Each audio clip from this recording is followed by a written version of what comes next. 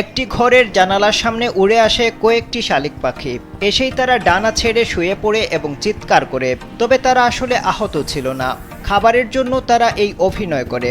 মূলত তাদের এক বন্ধু আহত হয়ে পড়েছিল ওই জানালার পাশে। এরপর এক ব্যক্তি ওই পাখিকে যত্ন করে খেতে দিয়েছিলেন। এই দৃশ্য দেখেছিল অন্য পাখিরা। এজন্য খাবার পাওয়ার আশায় পরবর্তীতে আহত হওয়ার নাটক শুরু করে তারা। এরপর থেকে ওই ব্যক্তি পাখিগুলোকে নিয়মিত খাবার দেন। তবে খাবারের জন্য পাখিগুলোর অভিনয় দেখে অবাক হয়েছেন নেটিজেনরা।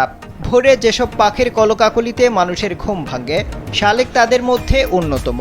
দিনের অবসর সময়ে এরা প্রচুর শব্দ করে ডাকাডাকি করে। এদের ডাক বেশ বিচিত্র। শালিক সর্বভুক্ত, থেকে গ্রাম সর্বত্রই এরা ঘুরে বেড়ায়। এদের খাদ্য তালিকায় রয়েছে ফল, শস্যদানা, বীজ, ছোট সরীসৃপ ও স্তন্যপায়ী এবং মানুষের ফেলে দেওয়া খাবার। সুযোগ পেলে এরা ফুলের মধু ও খেজুরের রস খায়। খাদ্যের সন্ধানে এদের গতিবিধি বিভিন্ন প্রজাতির ফুলের পরাগায়নে গুরুত্বপূর্ণ ভূমিকা পালন করে।